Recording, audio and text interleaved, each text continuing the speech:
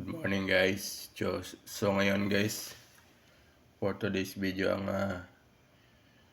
tuturo ko sa inyo yung paano linisin yung ganitong razor na pang aso o pang pusa man.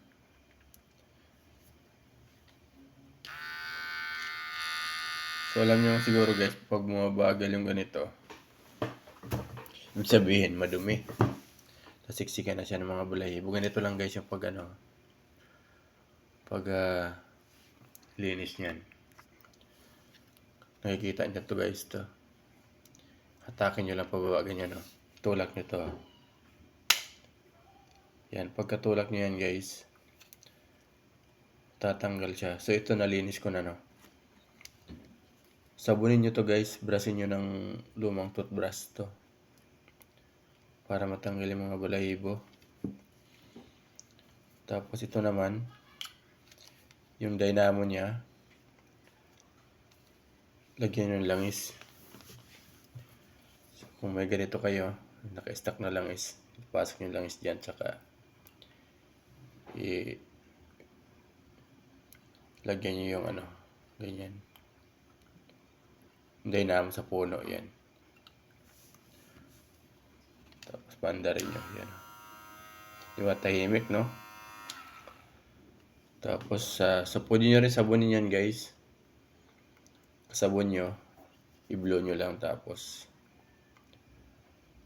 para matanggal din yung mga balahibo dyan. Yan. So ganito na pag sa uli guys, i-sintron nyo to. Yung pinaka-pin niya, pin. Tapos ganito lang pag salpak niya guys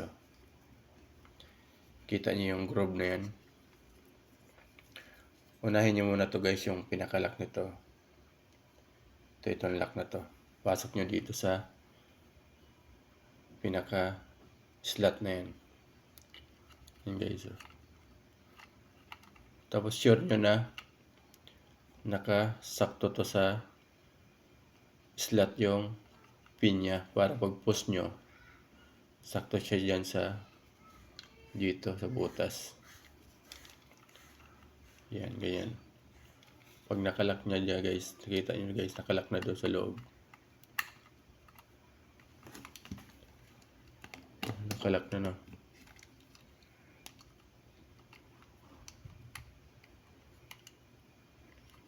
Hanapin nyo lang yung yung portable na nag-lock na siya.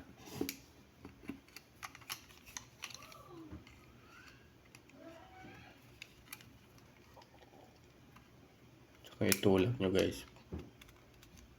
Pag nakalak nyo guys, ganyan yan nakalak na siya Tulak nyo lang. Yan. Tapos andar niya.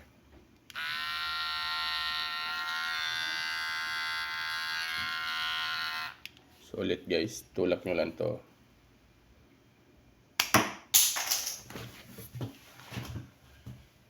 Diba? Ang lakas ng talsik, no? Tapos ulit, sintro nyo to guys. Sintro ulit. Kasi alam ko sa inyo marami yung halos lahat ng tao may alagang aso Yan. Sintro nyo to. Dito. Kailangan nakasenter yung dynamo niya. Yan. Pasok ganyan. Yan. May spring kasi yan guys. Ito yung spring niya.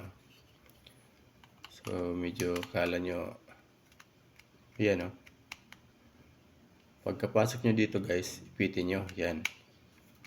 Tulak nyo lang ganyan guys So automatic yan magla-like. Tapos tingnan nyo yan.